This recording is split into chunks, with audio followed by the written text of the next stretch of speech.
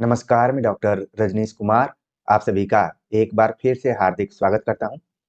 हिंदी साहित्य का इतिहास आचार्य रामचंद्र शुक्ल के ग्रंथ के आधार पर चलने वाली सीरीज के अंतर्गत आज हम चर्चा करेंगे रीतिकाल के हाशिए के कवियों के ऊपर, जिनकी संख्या लगभग 20 के आसपास में इस लेक्चर के अंतर्गत है। तो इनके ऊपर चर्चा करेंगे।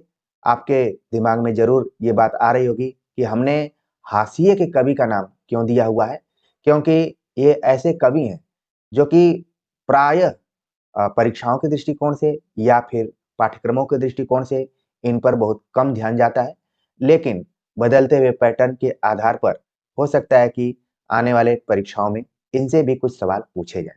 तो प्रिय विद्यार्थियों, हम इतिहास सीरीज पर चर्चा करते हुए टॉपिक 45 तक पहुंच चुके हैं, जो कि आगामी UP TGT PGT Hindi, UGC net JRF, assistant professor exam, CET PG entrance exam के दृष्टिकोण से बहुत ही महत्वपूर्ण लेक्चर हो सकते हैं। तो हिंदी साहित्य का इतिहास सीरीज में रीतिकाल के हाशिए के कवि कौन कौन से हैं, उनको हम एक बैठक में देखने का प्रयास करेंगे। और हमने बहुत ही सतर्कता के साथ ही 20 कवियों को एक जगह रखा हुआ है, ताकि आप एक बैठक में इनको समझ पाए। तो चलते हैं, देखते हैं कि आज के पहले कवि कौन है। इनका नाम है कुमार मणि भट्ट। इनके बारे में आचार्य रामचंद्र शुक्ल लिखते हैं, इनका कुछ वृत्त ज्ञात नहीं। इन्होंने संवत 1803 के लगभग रसिक रसाल नामक एक बहुत अच्छा रीति ग्रंथ बनाया। तो यहाँ पर आप देख रहे हैं कि जो कुमार मणि भट्ट है, इनके ग्रंथ का नाम है रसिक रसाल। आमतौर पर जब हम रीतिकालीन कवियों के बारे में चर्चा कर रहे थे, तो ज्यादातर कवियों ने रस, अलंकार, छंद, नक्शिक वर्णन, नायिका भेद को केंद्र में रखते हुए अपनी रचनाएं को लिखा हुआ है। लेकिन रीतिकाल का एक दूसरा नाम अलंकृत काल भी है। तो आप देखेंगे कि ज्यादातर रचनाकारों, कवियों के बीच में अलंकार ग्रंथ ज्यादा फेमस रहा है। तो यहाँ पर आप देख रहे हैं कि कुमार मणि भट्ट, जिन्होंने एक रीति ग्रंथ बनाया जिसका नाम है रसिक रसाल। ग्रंथ में उन्होंने अपने को हरिवल्लभ का पुत्र कहा है। शिव सिंह ने इन्हें गोकुलवासी कहा है। इनका सवैया देखिए, यानी कि इनके जन्म स्थान को लेकर भी थोड़ा बहुत विवाद है। हालांकि ये विवाद परीक्षाओं के दृष्टिकोण से बहुत महत्वपूर्ण नहीं है, फिर भी हम जो सवैया है उसको देख लेते हैं। सवैया कुछ इस तरीके से है, गावे बधु मधुरै सुर गीतन, प्रीतम संग न बाहिर आई, छाई कुमार नई चित में छवि, मानव बिछाई नई दरियाई, ऊंचे अटा चढ़ी देख चहु दिस बोली, यो बाल गरौ भरियाई, कैसी करौ हरै हियरा, हरि आए नहीं उलही हरियाई। तो यहाँ पर आप देख रहे हैं कि रसिक रसाल से इन सवाइयों को लिया गया है, लेकिन इसमें एक अलंकार है। मेरा संकेत आप लोग समझ चुके होंगे। तो रीतिकालीन कवियों को पढ़ते हुए कुछ ध्यान में आए ना आए, लेकिन अलंकारों को जरूर आप ध्यान में रखिए। हो सकता है कि कुमार मणि भट्ट से संबंधित सवाल ना आए, लेकिन इन दोनों पंक्तियों के आधार पर एक सवाल तो बन ही सकता है कि इसमें कौन सा अलंकार है। तो हमारे गंभीर विद्यार्थी अपना दिमाग दौड़ाना शुरू कर चुके होंगे कि इसमें कौन सा अलंकार है। सभी लोगों ने अपने दिमाग में ला दिया होगा कि इसमें मानो मनु मानो जानो जनु जानो किस अलंकार की विशेषता है, तो उसके हिसाब से वही अलंकार है। आगे बात करें तो अगले जो कवि हैं उनका नाम है शंभुनाथ मिश्र। ऐसे लग रहा है कि ये किसी आधुनिक काल के कवि का नाम है, लेकिन ये रीतिकाल से संबंधित है। शंभुनाथ मिश्र के बारे में आचार्य रामचंद्र शुक्ल लिखते हैं, इस नाम के कई कवि हुए हैं, जिनमें से एक संवत 1806 में, दूसरे 1867 में, तीसरे 1901 में हुए। यानी कि शंभुनाथ मिश्र नाम से हिंदी साहित्य में कई कवि हुए हैं। खासतौर से रीतिकाल में ही हम देखें तो 3 कवियों की चर्चा यहाँ पर रामचंद्र शुक्ल ने किया हुआ है। लिखते हैं कि यहाँ प्रथम का उल्लेख किया जाता है, यानी कि जिस शंभुनाथ मिश्र की बात की जा रही है वो संवत 1806 वाले हैं। उनके बारे में लिखते हुए लिखते हैं कि जिन्होंने रस कल्लोल, रस तरिंगड़ी और अलंकार दीपक नामक 3 रीति ग्रंथ बनाए हैं। यानी कि शंभुनाथ मिश्र ने रस और अलंकार दोनों पर विचार किया हुआ है, जिसमें आप देख रहे हैं कि रस को ध्यान में रखते हुए इनकी 2 रचनाएं हैं, रस कल्लोल और रस तरिंगड़ी।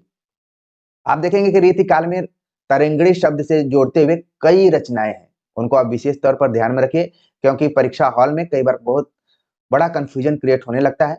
और मैं बार बार कहता हूं कि अगर एक प्रश्न आपको परीक्षा में परेशान करना शुरू कर दिया तो वो कई प्रश्नों को प्रभावित भी करता है। तो रस तरिंगड़ी, रस कल्लोल और अलंकार दीपक नाम से 3 रीति ग्रंथ बनाए हैं, यानी लिखे हैं, वो है शंभुनाथ मिश्र। आगे लिखते हैं कि ये असोथर जिला फतेहपुर के राजा भगवंत राय खींची के यहाँ रहते थे। अलंकार दीपक में अधिकतर दोहे हैं, कवित्त सवैया कम है। उदाहरण श्रृंगार वर्णन में अधिक प्रयुक्त न होकर आश्रयदाता के यश और प्रताप वर्णन में अधिक प्रयुक्त है। यानी आप यहाँ पर देख रहे हैं कि शंभुनाथ मिश्र, जिन्होंने कि श्रृंगार वर्णन ज्यादा नहीं किया बल्कि आश्रयदाताओं की ही प्रशंसा की है, और उसमें एक तरीके से देखा जाए तो जिस रस के लिए भूषण जाने जाते हैं, कहीं न कहीं इसमें जब आश्रयदाता के यश और प्रताप का वर्णन किया जाएगा तो अनायास ही वहां पर वीर रस आपको दिखाई पड़ेगा। तो एक कवित्व यहाँ पर दिया गया है और लगेगा कि ये कवित्व शंभुनाथ मिश्र का नहीं बल्कि कवि भूषण का है। देखिए, आज चतुरंग महाराज सेन साजत ही, धौसा की धुकार धूर परिमुह माही के, भय के अजीरन ते जीरन उजीर भय, चूल उठी उर में अमीर जाही ताही के। तो कहीं न कहीं यहाँ पर आप देख रहे हैं कि शंभुनाथ मिश्र अपने आश्रयदाता भगवंत राय के यश और प्रताप का वर्णन किया हुआ है। तो इसको आप ध्यान में रखिए, क्योंकि हम अगर रिसर्च प्रपोजल की दृष्टिकोण से देखें, जो भी विद्यार्थी पीएचडी इत्यादि के टॉपिक्स को कई बार खोजते हैं, तो यहाँ पर आप देखिए कि रीतिकाल में सिर्फ अलंकार और श्रृंगार रस की कविताएं नहीं लिखी गई, बल्कि वीर रस की भी कई कविताएं लिखी गई हैं। उनमें कवि भूषण के साथ साथ आप शंभुनाथ मिश्र को भी देख सकते हैं और बाकी कवियों को भी हम देखेंगे। आगे भी इनकी कुछ पंक्तियां हैं।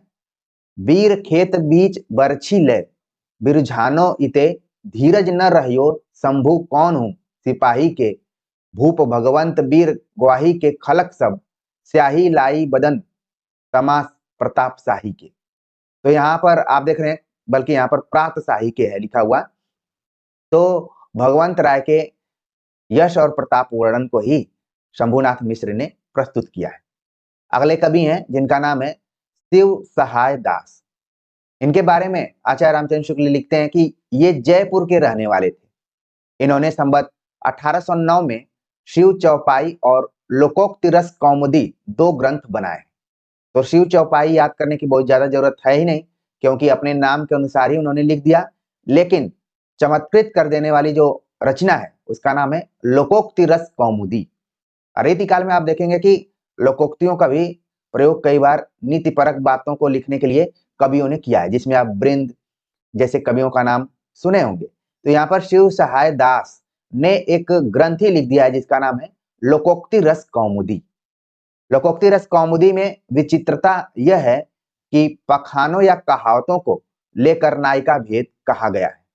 जैसे करौ रुखाई नाहिन बाम, बेगहि ले आऊ घनश्याम, कहे पखानो भरि अनुराग, बाजी तात की बुझियो राग, बोले निठुर पिया बिनु दोष, आपु हिति बैठी गहिरोस, कहे पखानो जेहि गई मौन, बैल ने कुद्यो कूदी गौन। तो यहाँ पर आप देख रहे हैं कि इन पंक्तियों में आप कहावतों का आधार लेते हुए नायिका भेद प्रस्तुत किया गया है। तो लोकोक्ति रस कॉमेडी को ध्यान में रखिए, हो सकता है कि कभी भी परीक्षाओं में ये आ सकता है। आगे अगर बात करें तो अगले जो कवि हैं उनका नाम है रूप शाही। इनका कई बार विकल्पों में नाम हम देखते हैं। अगर पिछले साल के क्वेश्चन पेपर को आप देखेंगे तो वहां पर रूप शाही इत्यादि का नाम विकल्पों में आ जाता है। इनके बारे में आचार्य रामचंद्र शुक्ल ने लिखा, ये पन्ना के रहने वाले श्रीवास्तव कायस्थ थे। अब पन्ना कहाँ पर है?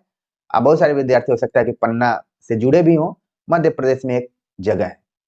इन्होंने संवत 1813 में रूप विलास नामक ग्रंथ लिखा, जिसमें दोहे में कुछ पिंगल, कुछ अलंकार, नायिका भेद आदि है। यानी कि रूप शाही का जो ग्रंथ है उसका नाम है रूप विलास। तो आराम से आप इसको याद कर सकते हैं। बस ध्यान में रखिए कि रूप विलास अगर आए तो रूपशाही आपके दिमाग में आने चाहिए। इस ग्रंथ में ज्यादातर दोहे हैं और उसमें भी पिंगल, अलंकार और नायिका भेद 3 तरीके की रचनाएं दिखाई पड़ती हैं। 2 दोहे नमूने के लिए दिए जाते हैं। तो यहाँ पर दोहा कुछ इस तरीके से है। जगमगाती सारी जरी झलमल भूषण जोत, भरी दोपहरी तिया की भेंट पिया सो होती, लालन बेग चलो न क्यों बिना तिहारे बाल, मार मरोरन सो मरती करिए परस निहाल। तो यहाँ पर आप देख रहे हैं कि रूपशाही की ये पंक्तियां हैं यानी दोहा है और इसमें भूषण लगा हुआ है। तो कंफ्यूज नहीं होना है कि ये कवि भूषण का होगा, बल्कि ये रूपशाही का है।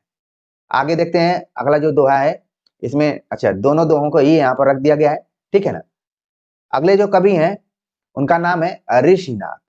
ऐसे कवियों का नाम बहुत कम सुनाई पड़ता है, चूंकि इतिहास ग्रंथ में इनको शामिल किया गया है तो एक नजर तो हमें देना ही चाहिए। ऋषिनाथ के बारे में आचार्य रामचंद्र शुक्ल लिखते हैं, ये असनी के रहने वाले बंदी जन प्रसिद्ध कवि ठाकुर के पिता और सेवक के प्रपितामह थे।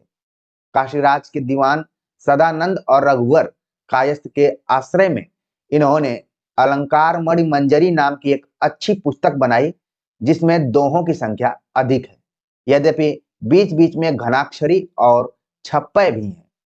तो यहाँ पर आप देख रहे हैं कि रीतिकालीन कवियों के बहाने हम छंद को भी पढ़ रहे हैं। कहीं दोहों की बात हो रही है, कहीं घनाक्षरी की बात हो रही है, कहीं छप्पय की बात हो रही है, कहीं सवैये की बात हो रही है। तो कम से कम परीक्षाओं के पहले इन सभी छंदों के लक्षणों को आप जरूर ध्यान में रख के जाइए। और विस्तार से यदि आपको देखना है तो इस चैनल पर हमने छंदों पर बहुत ही मेहनत से वीडियोज लेक्चर बनाए हुए हैं। हिंदी व्याकरण वाले प्लेलिस्ट में आप जाकर देख सकते हैं। तो कुल मिलाकर आपको थोड़ा सा समय देना पड़ेगा, तब आप समझ पाएंगे। तो ऋषिनाथ के बारे में बताया गया कि इनकी जो रचना है उसका नाम है अलंकार मणि मंजरी। आप देखेंगे कई हिंदी साहित्य में रचनाएं ऐसी आई जिनमें कि मंजरी शब्द लगा हुआ है। तो यहाँ पर अलंकार मणि मंजरी ऋषिनाथ की रचना है। मुझे नहीं लगता है कि अभी तक कभी परीक्षाओं में इनसे सवाल आया होगा, लेकिन जब दिन खराब हो तो ऐसे सवाल भी आ सकते हैं। रामचंद्र शुक्ल जी लिखते हैं कि जो अलंकार मणि मंजरी है इसका रचना काल 1800 संबत 1831 है, जिससे यह इनकी वृद्धावस्था का ग्रंथ जान पड़ता है। इनका कविता काल संबत 1790 से 1831 के बीच में माना जा सकता है। कविता ये अच्छी करते थे, एक कवित्व दिया जाता है। भले ये कविता अच्छी करते थे, लेकिन ये हाशिए के कवि के तौर पर ही जाने जाते हैं। तो देखा जाए तो कविता जो कवित्व यहाँ पर दिया गया वो किस तरीके से है। छाया छत्र हवय करि करत मही पालन को पूरो फलय रजत अपार हुए, मुकुट उदार हवय लगत सुख श्रवणन में, जगत जगत हंस हास हीरहार हवय, ऋषिनाथ सदानंद सुजस विलंद, तम वृंद के हरैया चंद्र चंद्रिका सुधार हवय, हीतल को शीतल करत घनसार हवय, महितल को पावन करत गंगाधार हवय।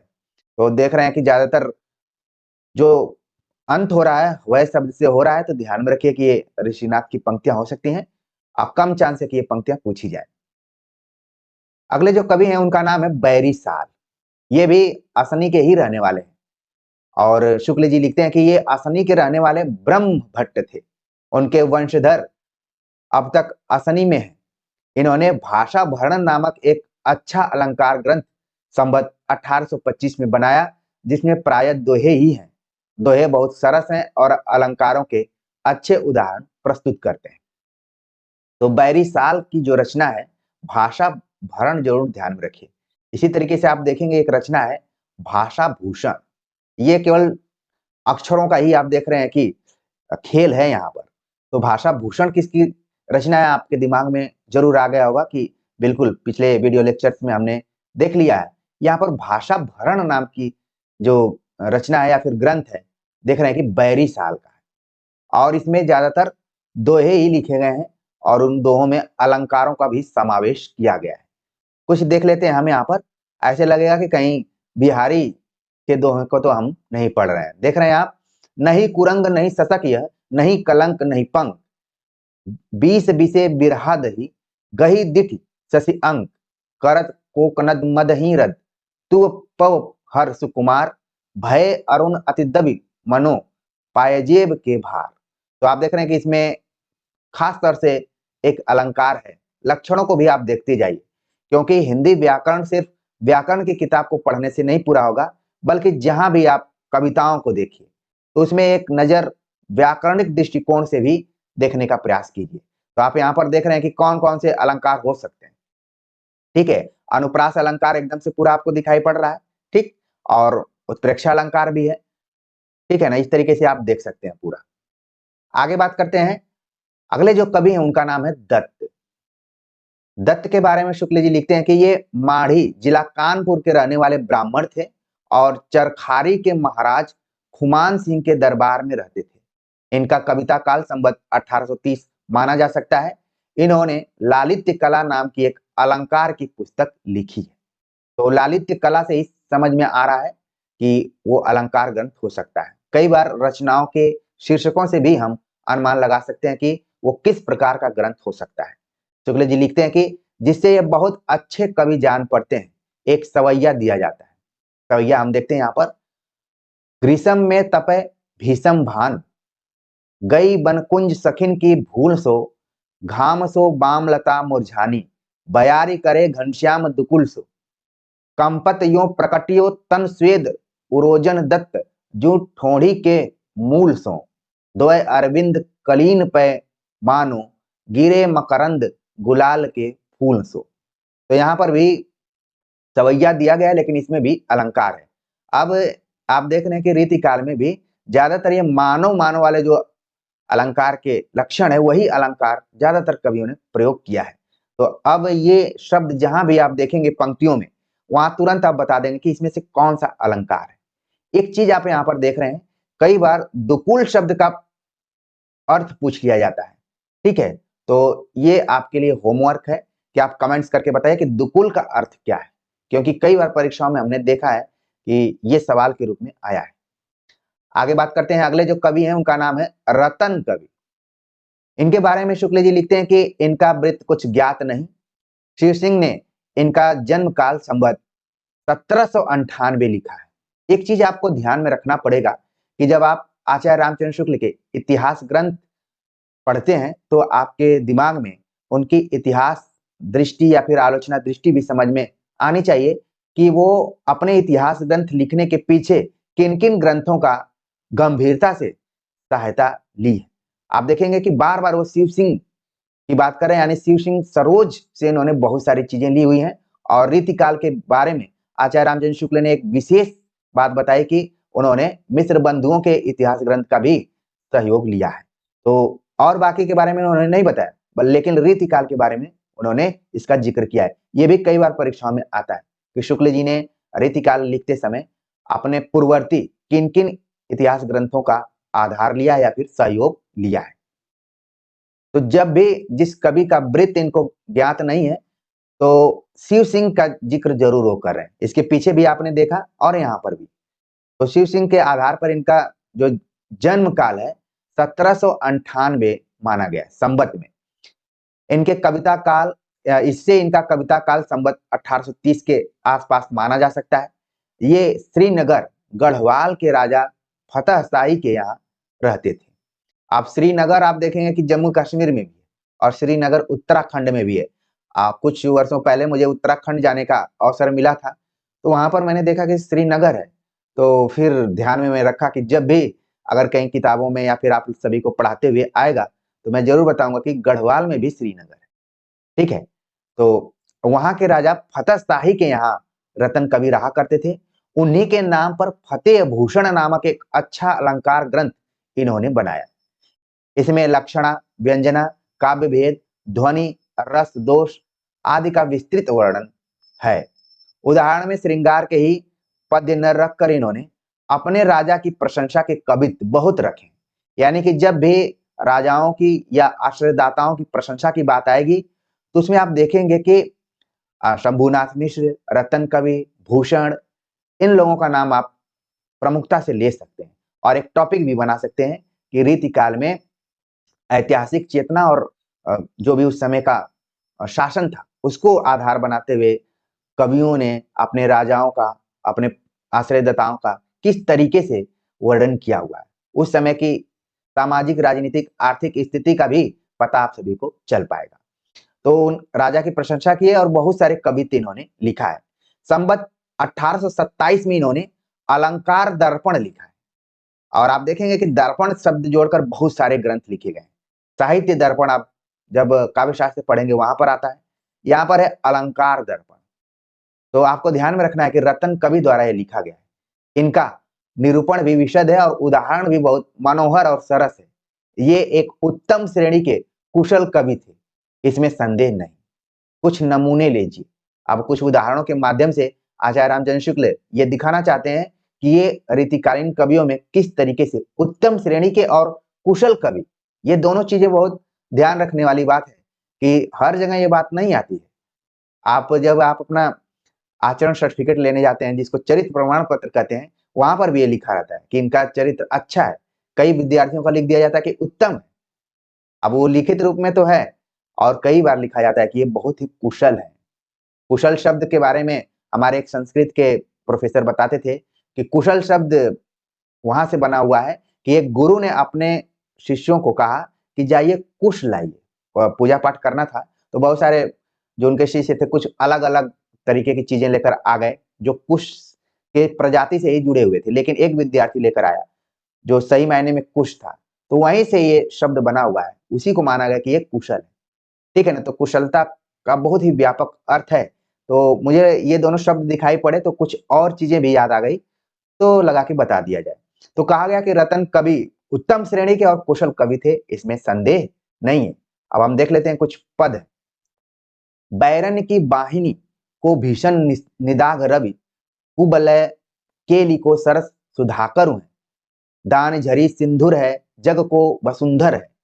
विबुध कुलिन को फलित कामतरु है। पानिप मनिन को रतन रत्नाकर को।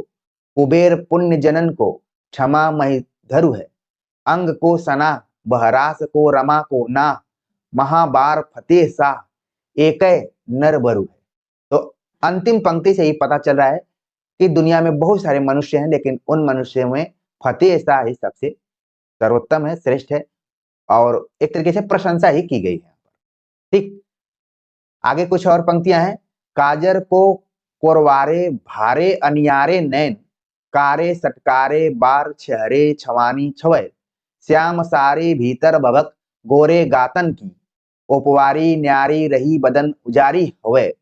मृग मद बेदी भाल में दी याही आभरण, हरन हिये को तू है रंग रति ही अवय।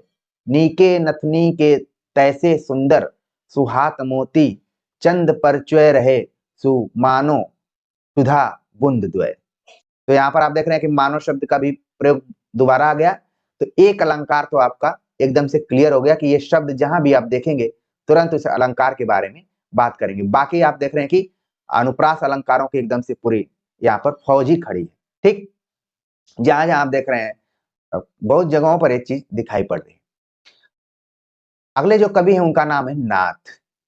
अब नाथ से आपको नाथों को नहीं ध्यान में रखना है, बल्कि हरिनाथ को ध्यान में रखना है। हरिनाथ ये काशी के रहने वाले गुजराती ब्राह्मण थे। उस जमाने में भी गुजरात के लोग चारों तरफ रहा करते थे, आज तो है ही, उस जमाने में भी थे। काशी के रहने वाले गुजराती ब्राह्मण, इस चीज को ध्यान में रखना है कि आचार्य रामचंद्र शुक्ल ने कितनी सूक्ष्मता से कवियों के एकदम से गोत्र का पता करने का प्रयास किया है। लिखते हैं कि इन्होंने संवत 1826 में अलंकार दर्पण नामक एक छोटा सा ग्रंथ बनाया। अब यहाँ पर आपके सामने मुसीबत खड़ा हो गई कि अभी तक हम अलंकार दर्पण पीछे एक कवि के बारे में बता रहे थे और यहाँ पर आप हरिनाथ का भी देख रहे हैं कि उन्होंने भी एक अलंकार दर्पण लिखा हुआ है। तो दोनों को ध्यान में आप रख सकते हैं और ध्यान में रखेंगे तो एक न एक कोई ना पकड़ा ही जाएगा। छोटा सा ग्रंथ बनाया जिसमें एक एक पद के भीतर कई कई उदाहरण है। इनका क्रम औरों से विलक्षण है। ये पहले अनेक दोहों में बहुत से लक्षण कहते गए, फिर एक साथ सबके उदाहरण कवित्त आदि में देते गए। कविता साधारणतः अच्छी है। एक दोहा देखिए। तरोनी लसत प्रकाश ते मालत लसत सुबास, गोरस गोरस देत नहीं गोरस चहत उलास। तो ये आप देख रहे हैं कि पद किसका है? हरिनाथ का है। और दोहा में है। तो कुछ मत याद करिए, कम से कम याद कर लीजिए कि ये दोहा छंद में लिखा गया है। अगले जो कवि हैं उनका नाम है मनीराम मिश्र।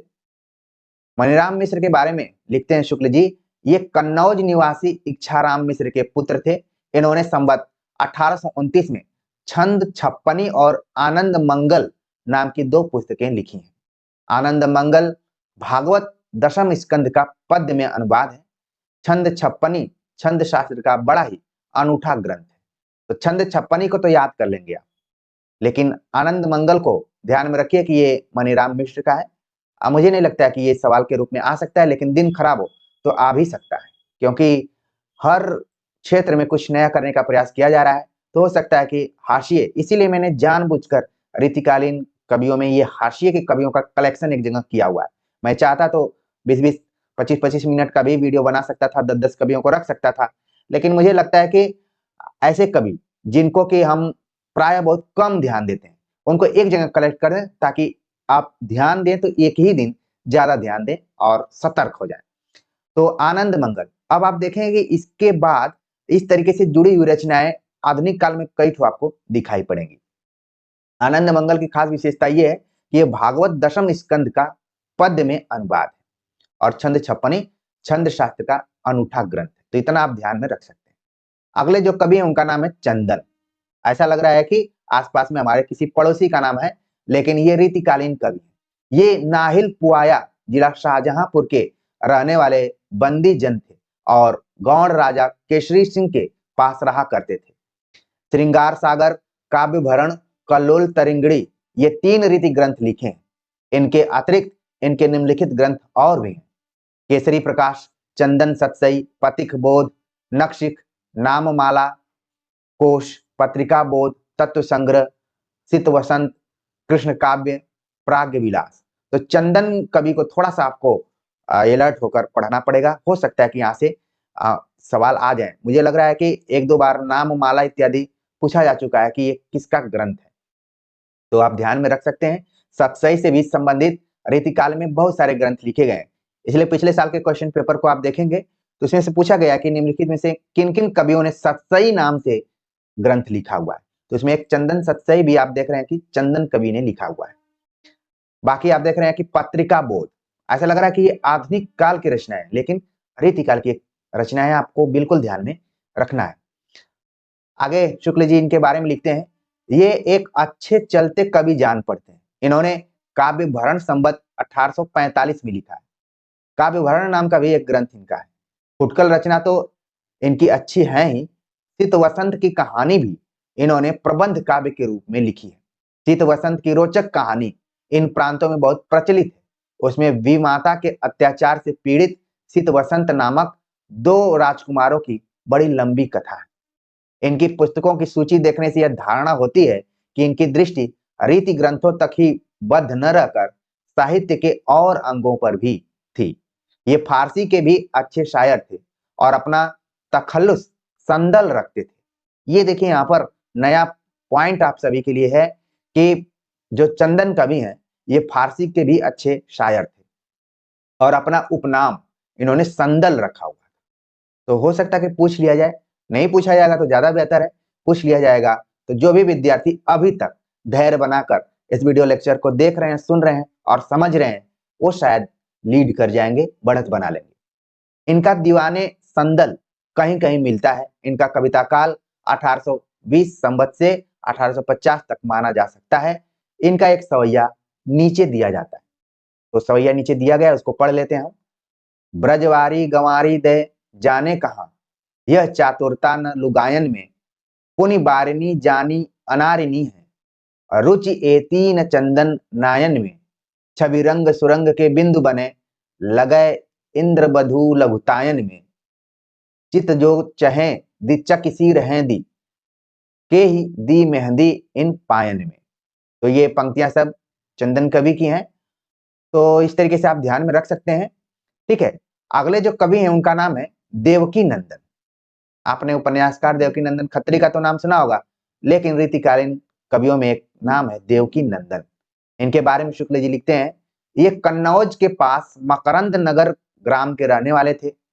इनके पिता का नाम शशली शुक्ल था, यानी देवकीनंदन शुक्ल थे, तो जाहिर सी बात है कि आचार्य रामचंद्र शुक्ल इनको क्यों छोड़ेंगे, उन्होंने लिख भी दिया। शशली शुक्ल देवकीनंदन, इन्होंने संवत 1841 में श्रृंगार चरित्र और 1857 में अवधूत भूषण और सरफराज चंद्रिका नामक रस और अलंकार के ग्रंथ बनाए। तो इन ग्रंथों को आप ध्यान में रख सकते हैं, देवकीनंदन के श्रृंगार चरित्र, अवधूत भूषण। धूत अवधूत शब्द का प्रयोग आपने आदिकाल में सुना होगा और तुलसीदास को पढ़ते हुए भी सुना होगा। तो यहाँ पर देवकीनंदन ने उसी का नाम, यहाँ पर कुछ उसी से संबंधित एक रचना ही लिख दिया, अवधूत भूषण। और सरफराज चंद्रिका नाम से भी इनका एक ग्रंथ है। संवत 1843 में ये कुंवर सरफराज गिरी नामक किसी धनाढ़ महंत के यहाँ थे, जहां इन्होंने सरफराज चंद्रिका लिखा है। अभी तक तो हम रामचंद्रिका जरूर पढ़े थे और कृष्ण चंद्रिका भी, लेकिन एक रचना यहाँ पर आई, सरफराज चंद्रिका। प्रिय विद्यार्थियों, मुझे पूरी उम्मीद है कि आप सभी रामचंद्रिका को तो जानते होंगे। कृष्ण चंद्रिका नामक रचना किसने लिखी है, मैं इसके पहले वाले वीडियो लेक्चर में बताया हूं कि किसकी है। तो 3 चंद्रिकाओं के बारे में आप यहाँ पर देख रहे हैं। तो ये सरफराज गिरी नामक कोई महंत था, उसी को आधार बनाते हुए देवकीनंदन जी ने लिखा हुआ है। ये अलंकार ग्रंथ के तौर पर है। इसके उपरांत ये अयोध्या मऊ जिला हरदोई के रईस अवधूत सिंह के यहाँ गए। अब आपने देखा कि जो अवधूत भूषण लिखा था इन्होंने, वो किसी सिद्धांत नहीं बल्कि राजा की प्रशंसा में ही अवधूत भूषण लिखा हुआ है। अवधूत नाम के राजा थे, तो ये भी इतिहास में उतना चर्चित राजा नहीं रहे होंगे, तो फिर भी इनके माध्यम से, देवकीनंदन के माध्यम से हम जान पा रहे हैं। इनका एक नक्शिक भी है। शिव सिंह को इनके नक्शिक का ही पता था, दूसरे ग्रंथों का नहीं। यानी कि देवकीनंदन के नक्शिक जो इनकी रचना है, उसी का जिक्र ज्यादातर इतिहासकारों ने किया हुआ है। श्रृंगार चरित्र में रस, भाव, नायिका भेद आदि के अतिरिक्त अलंकार भी आ गए हैं। अवधूत भूषण वास्तव में इसी का कुछ प्रवर्धित रूप है। इनकी भाषा मंझी हुई और भाव प्रौढ़ है। बुद्धि वैभव भी इनकी रचना में पाया जाता है।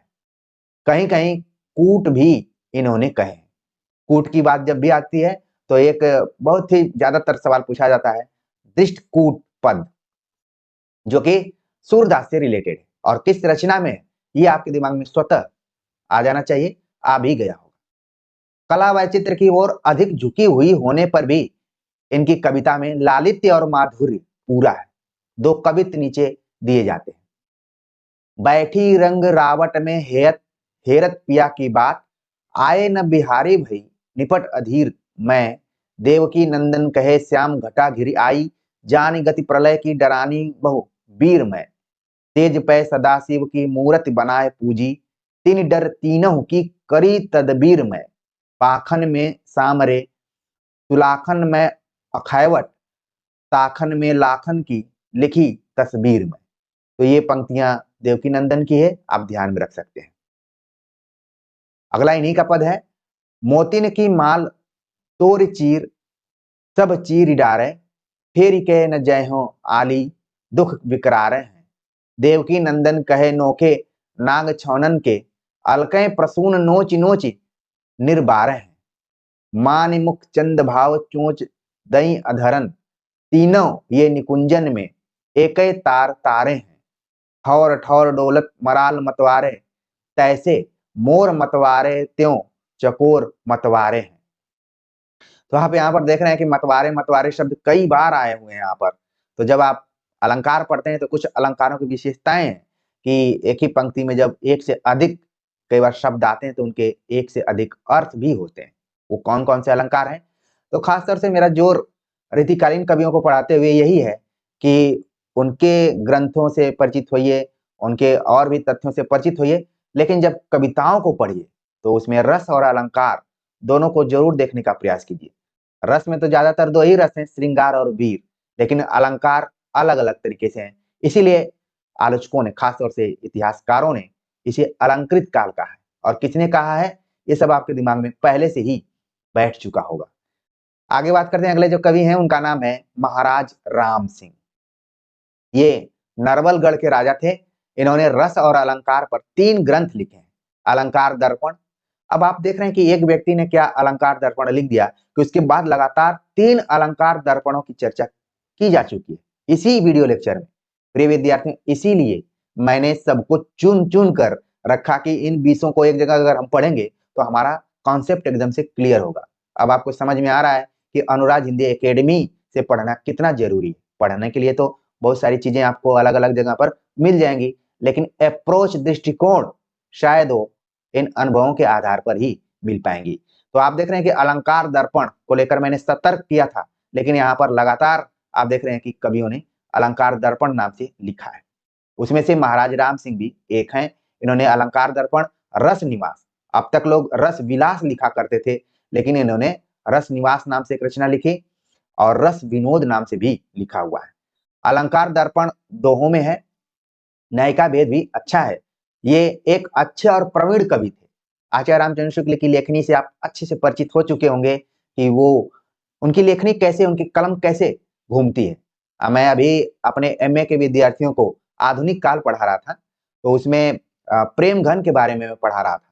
तो आचार्य रामचंद्र शुक्ल खुद उनके बारे में लिखते हैं कि कलम के कारीगर थे, और मुझे लगता है कि आचार्य रामचंद्र शुक्ल खुद कलम के कारीगर थे। किस कवि के बारे में कब कैसे लिखना है, उनकी कलम एकदम नाचती हुई दिखाई पड़ती है। अभी पीछे आपने देखा कि एक कवि के बारे में उन्होंने लिखा कि उत्तम श्रेणी और कुशल कवि थे। यहाँ पर लिख दिया कि एक अच्छे और प्रवीण कवि थे। शब्दों के अर्थ में तो बहुत अंतर नहीं है, लेकिन आचार्य रामचंद्र शुक्ल ने कुछ सोच समझकर ही लिखा होगा। आपको याद रखना है, मान लीजिए यही छोटा सा वाक्य आ जाए और पूछा जाए किसके बारे में, हालांकि राम सिंह उतना फेमस कवि नहीं है, लेकिन दिन खराब हो तो आ सकते हैं। ठीक है, तो एक उदाहरण यहाँ पर लीजिए। सोहत सुंदर श्याम सिर, मुकुट मनोहर जोर, मनो नील मन शैल पर, नाचत राजत मोर, दमकन लागी दामिनी, करन लगे घररोर, बोलत माती कोयले, बोलत माते मोर। तो आप देख रहे हैं यहाँ पर इनकी निपुणता अब दिखाई पड़ रही है, इनका जो प्रवीणपन है वो दिखाई पड़ रहा है। और ऐसा लग रहा है कि कई बार हम अलंकारों को पढ़ते हैं तो ये अलंकार जो उदाहरण है, सोहत सुंदर श्याम सिर, मुकुट मनोहर जोर, मनो नील मणि, इस तरीके से अगर पंक्ति आती है तो हम तुरंत बता देते हैं कि कौन सा अलंकार है, और कई बार उदाहरणों के रूप में। तो आप देख लीजिए कि ये जो ऊपर का दोहा है, ठीक है, वो राम सिंह का है। हो सकता है कि कई जगह उदाहरण के तौर पर ये दोहा आप अलग अलग किताबों में देखे होंगे, लेकिन आज आपने देखा कि ये जो दोहा है किसने इसको लिखा है। ठीक, आगे बात करते हैं। अगले जो कवि हैं उनका नाम है भान कवि। भान कवि के बारे में भी शुक्ल जी लिखते हैं कि बहुत पता नहीं है। इन्होंने संवत 1845 में नरेंद्र भूषण नाम से एक अलंकार ग्रंथ बनाया, जिससे केवल इतना ही पता लगता है कि ये राजा जोरावर सिंह के पुत्र थे और राजा रंजोर सिंह बुंदेल के यहाँ रहते थे। इन्होंने अलंकारों के उदाहरण श्रृंगार रस के प्राय बराबर ही वीर, भयानक, अद्भुत आदि रसों में रखे हैं। तो देखिए, भान कवि भले हाशिए के हों, लेकिन एक चीज में ये अलग है हर कवियों से। एक सवाल पूछा जाता है कि रीति काल में कौन सा ऐसा कवि है जो कि वीर रस, श्रृंगार रस और भक्ति रस में भी कविताएं लिखा हुआ है। तो नाम आपके दिमाग में आने लगा होगा, पिछले साल के क्वेश्चन पेपर में आ चुका है। ठीक है, पद्माकर जी का नाम आएगा, आगे मैं बताऊंगा अभी इस पे। लेकिन यहाँ पर आप देखिए कि जो भान कवि है, उन्होंने श्रृंगार में तो लिखा ही, साथ में वीर, भयानक और अद्भुत, इन सभी रसों में भी लिखा है। 4 रसों का प्रयोग इसी रीति काल में करने वाले जिस कवि का नाम है वो है भान कवि। पूछा जा सकता है, अगर मुझे पेपर बनाने का मौका मिलता तो शायद मैं एक सवाल यहाँ से जरूर उठा लेता। इससे इनके ग्रंथ में कुछ नवीनता अवश्य दिखाई पड़ती है, जो श्रृंगार के सैकड़ों वर्ष के पृष्ठपेषण के उबे हुए पाठक को विराम सा देती है। ये देखिए, नए दृष्टिकोण से ये अगली पंक्ति जब मैं पढ़ा तो मुझे लगा कि जो मैं सोच रहा हूँ शायद आचार्य रामचंद्र शुक्ल पहले ही सोच चुके थे। और पृष्ठपेषण, कट कॉपी पेस्ट, आपने देखा कि तमाम जितने भी कवि थे सब अलंकार दर्पण, अलंकार दर्पण, अलंकार दर्पण नाम से लिख रहे थे। वो कट कॉपी पेस्ट ही है, लेकिन भान कवि उस जमाने में कुछ नया करने की कोशिश कर रहे थे, जैसे हमारे शोधार्थी करते हैं कि सर ऐसा टॉपिक बताइए जो कि नया हो एकदम। तो नया टॉपिक खोजने में थोड़ा सा मशक्कत तो करनी पड़ती है, खोजना पड़ता है, उसके लिए पढ़ना भी पड़ता है। तो पृष्ठपेषण के एकदम से विरोधी जान पड़ते हैं भान कवि।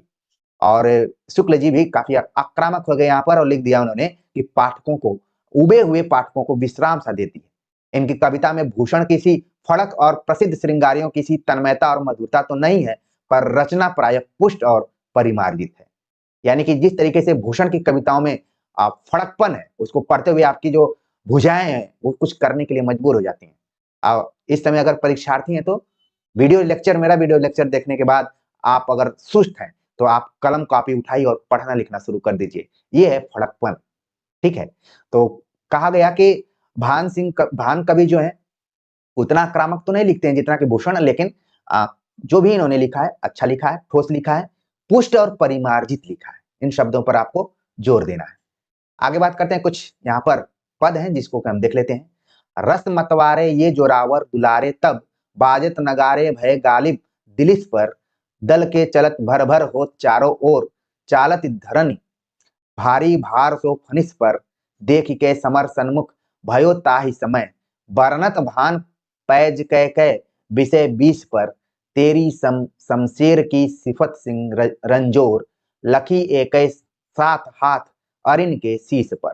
तो कहीं न कहीं ये एक तरीके से अपने समकालीन जो भी राजा हैं उनको भी अपनी पंक्तियों में याद कर रहे हैं और बाकी रसों के माध्यम से आप देख रहे हैं कि तड़कता भड़कता प्रयोग कर रहे हैं यहाँ पर। आगे बात करते हैं, कुछ और पंक्तियां हैं। घन से सघन श्याम इंदु पर छाए रहे, बैठी तहां असित द्युरेफन की पांथ सी, तिनके समीप तहां खंज की सी जोरी लाल, आरसी से अमल निहारे बहुत भांति सी, ताके ढिग अमल ललोहे बिब विद्रुम से, फरकति ओप जामे मोतिन की कांति सी, भीतर ते कड़त मधुर बीन कैसी धुनि, सुनि करी भान परी कानन सुहात सी। तो आप देख रहे हैं कि सीसी यहाँ पर आया हुआ है, इसमें भी कोई न कोई अलंकार होगा।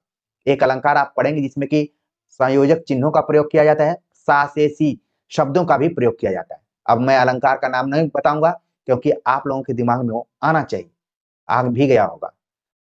अगले जो कवि हैं भान के बाद थान, तो बड़ा ही यहाँ पर कितना कोई सूक्ष्म नजरिया से पढ़े। थान कवि के बारे में भी कुछ हम देख लेते हैं। शुक्ल जी लिखते हैं कि ये चंदन बंदी जन के भांजे थे। जिस चंदन के बारे में हमने पहले बातचीत की थी, उन्हें के ये भांजे थे और डोंडिया खेरे जिला रायबरेली में रहते थे। इनका पूरा नाम थान राय था।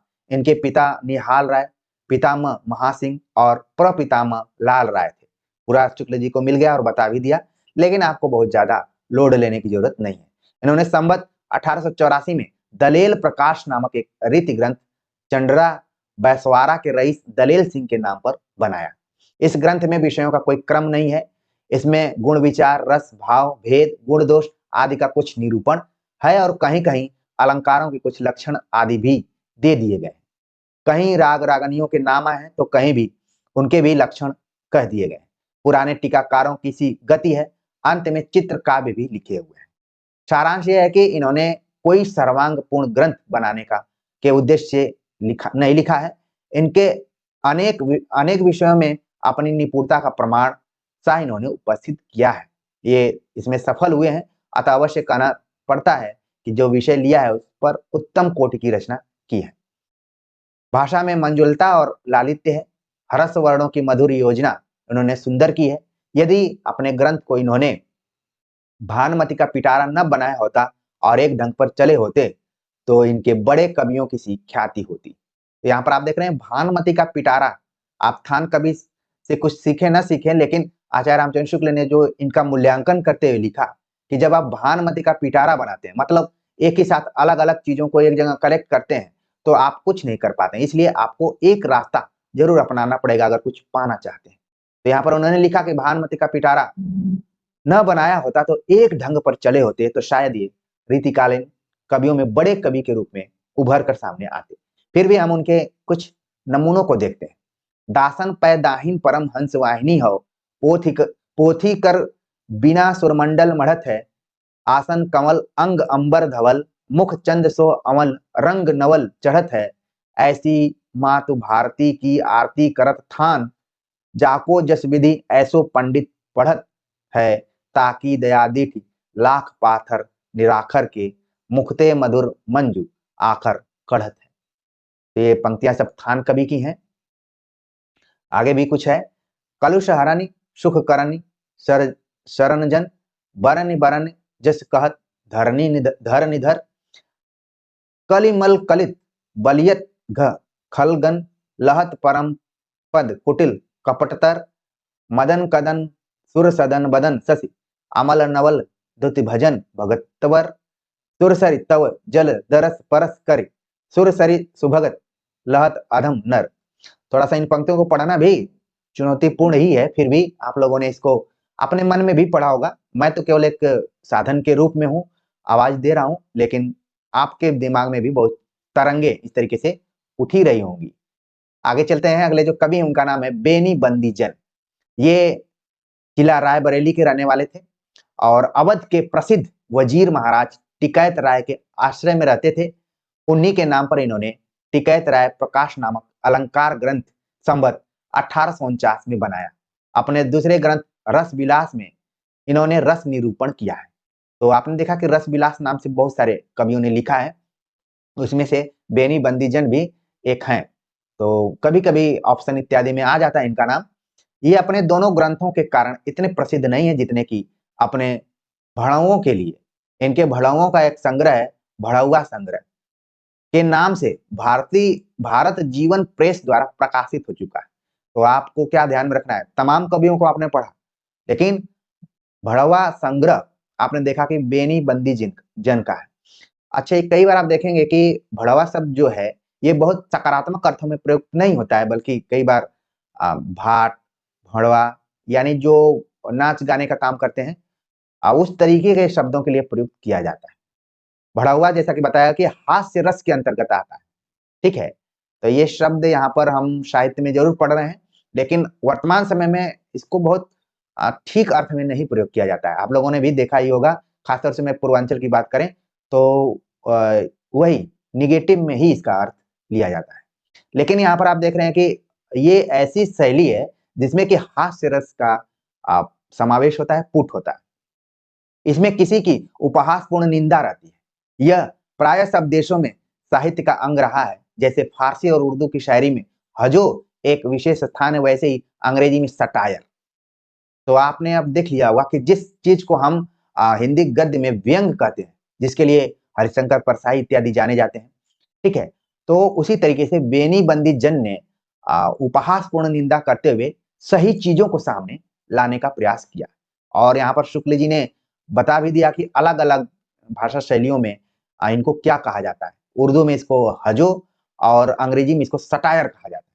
पूर्वी साहित्य में उपहास काव्य के लक्ष्य अधिकतर कंजूस अमीर या आश्रयदाता ही रहे हैं, और यूरोपीय साहित्य में समसामयिक कवि और लेखक हैं। इसमें यूरोप के उपहास काव्य में साहित्यिक मनोरंजन की सामग्री अधिक रहती थी। उर्दू साहित्य में सौदा हजों के लिए प्रसिद्ध है। उन्होंने किसी अमीर के दिए घोड़े की इतनी हंसी की है कि सुनने वाले लोट-पोट हो जाते हैं। इसी प्रकार किसी कवि ने औरंगजेब की दी हुई हथनी की निंदा की है। तिमिर लंग लई मोल चली बाबर के हल्के रही हुमायूं संग फेरी अकबर के दल की। तो यहाँ पर हथनी की निंदा करते हुए ये पंक्तियां प्रस्तुत की गई हैं, जो कि औरंगजेब के समय की प्रतीत होती हैं। जहांगीर जसलियो पीठ को भार हटायो शाहजहां करिन्याओ ताहि पुनि माण चटायो बल रहित भई पौरुष थक्यो भगी फिरत बंस्यार डर औरंगजेब करनी सोई ले दिन्नी कविराज कर। तो ये यहाँ पर आपने देखा कि जो पूरा मुगल काल रहा है उसके सभी बादशाहों का जिक्र इन पंक्तियों में हो चुका है उस हथनी के माध्यम से। इस पद्धति के अनुयायी बेनी जी ने भी कहीं बुरी रजाई पाई तो कहीं निंदा की, कहीं छोटे आम पाए तो कहीं तो उसकी निंदा जी खोलकर की। तो इस पद्धति का मतलब कि जो हास्य व्यंग का पुट है, आप देख रहे हैं कि ये कवि उस जमाने के जब श्रृंगार रस की कविताएं ज्यादा लिखी जा रही थी, लेकिन हास्य रस को भी केंद्र में लाने का प्रयास बेनी बंदीजन ने किया है।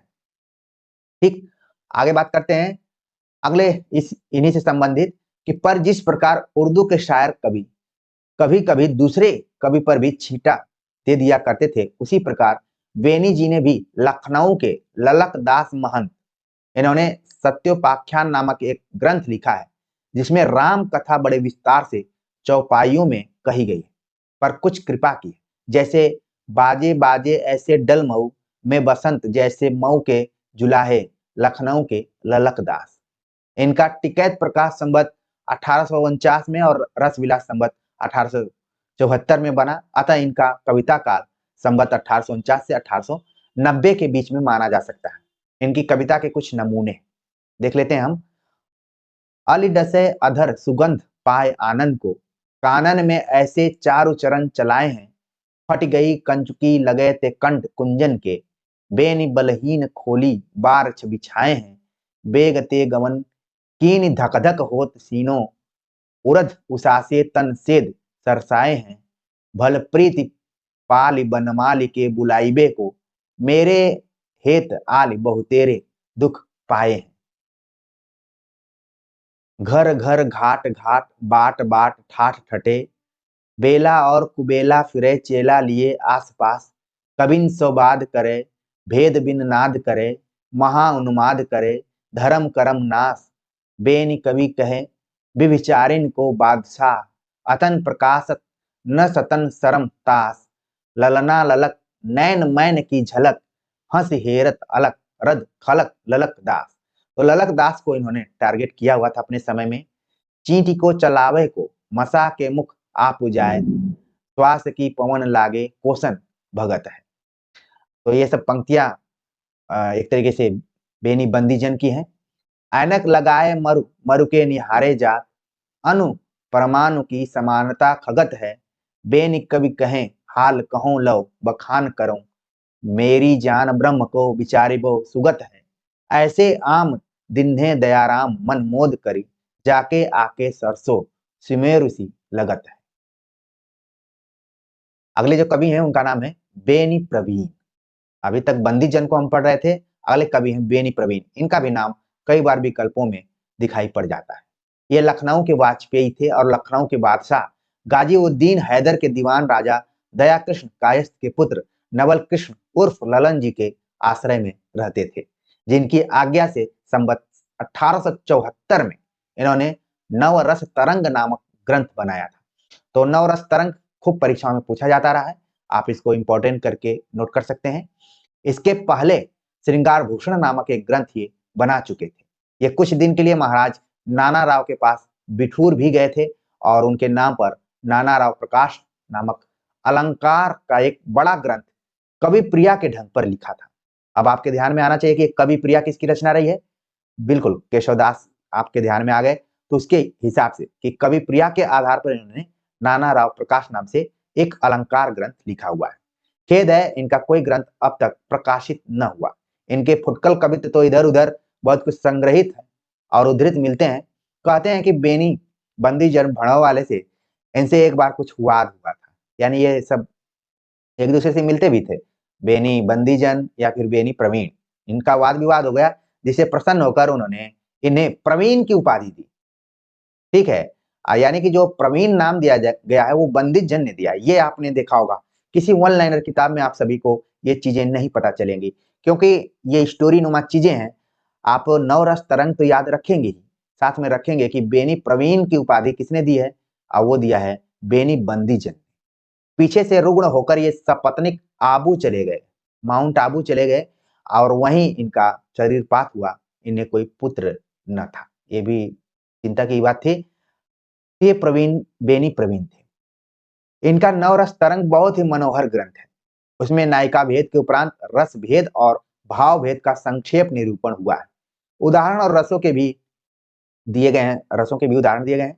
पर रीतिकाल के रस संबंधी और ग्रंथों की भांति यह श्रृंगार का ही ग्रंथ है। यानी नवरस तरंग सवाल पूछा जा सकता है कि किस प्रकार का ग्रंथ है, तो आप बताएंगे कि श्रृंगार रस प्रधान ग्रंथ है।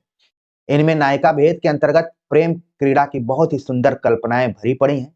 भाषा इनकी बहुत साफ सुथरी और चलती है, बहुतों की भाषा की तरह लद्दू नहीं है।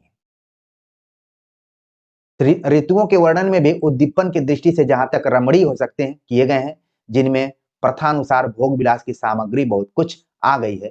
अभिसारिका आदि कुछ नायिकाओं के वर्णन बड़े ही सरस हैं। ये ब्रज भाषा के मतिराम ऐसे कवियों के समकक्ष हैं और कहीं कहीं तो भाषा और भाव के माधुर्य में पद्माकर तक टक्कर लेते हैं।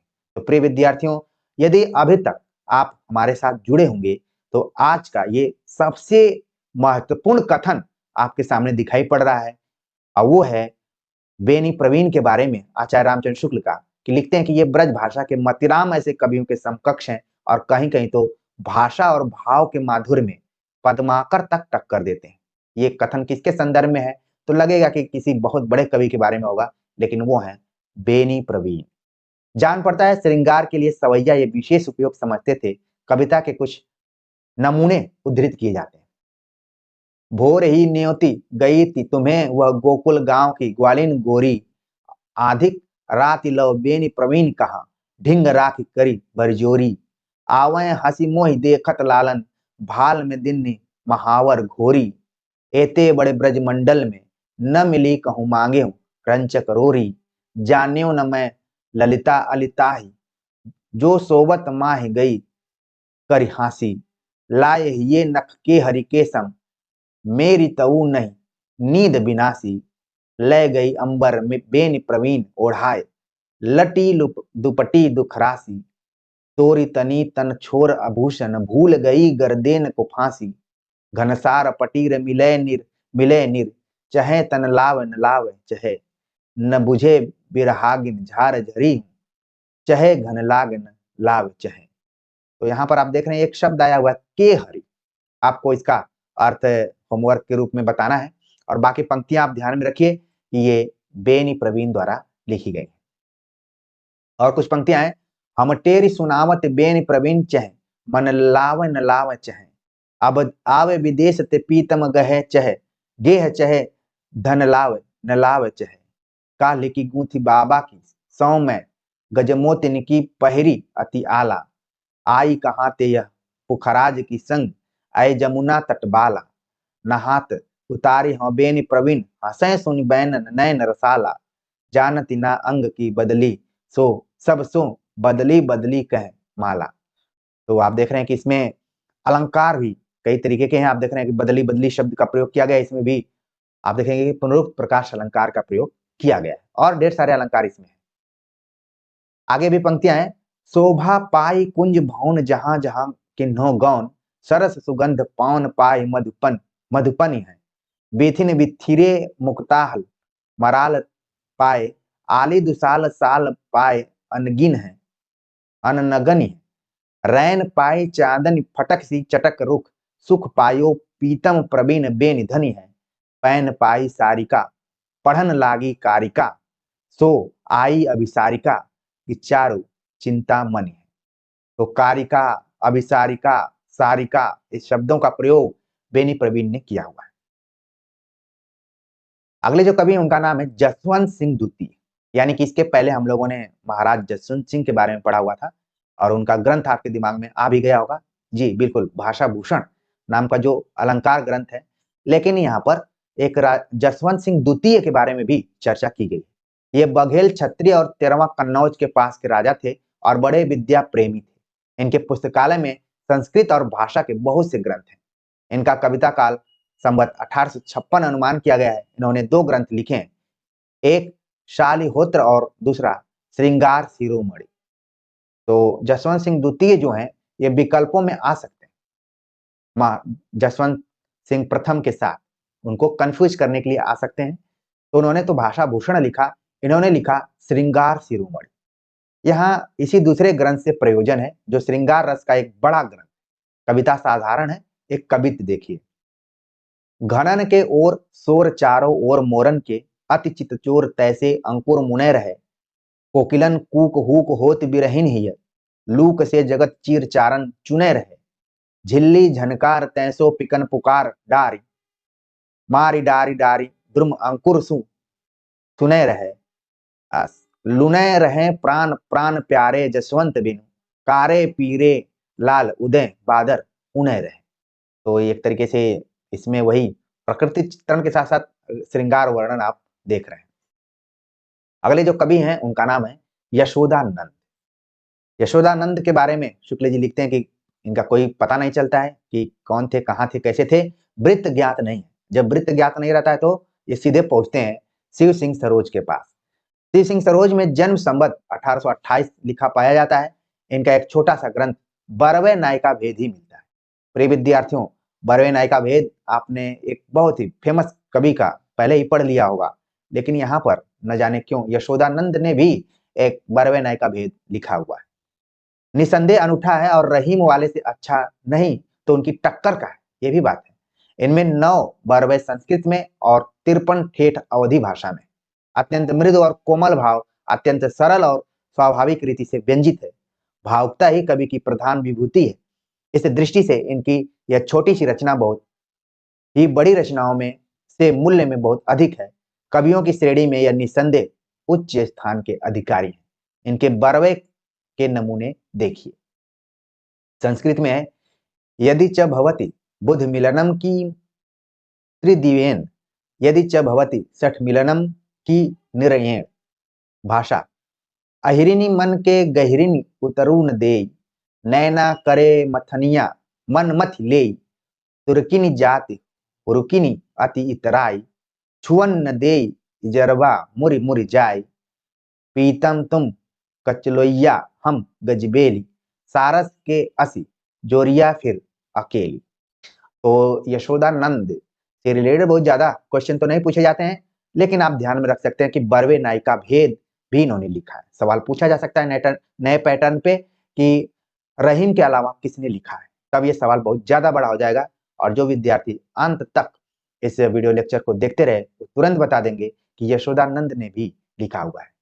तो प्रिय विद्यार्थियों, उम्मीद है कि आज का ये टॉपिक आप सभी को पसंद आया होगा। आपने देखा होगा कि रीतिकालीन कवियों को, जिनको कि हम हाशिए के कवि के तौर पर देख सकते हैं, उनमें कौन कौन से महत्वपूर्ण कवि थे और उनकी कौन कौन सी खास विशेषताएं थी। तो आप सभी के कमेंट्स का मुझे इंतजार रहेगा। मिलते हैं एक नए टॉपिक के साथ, तब तक के लिए नमस्कार।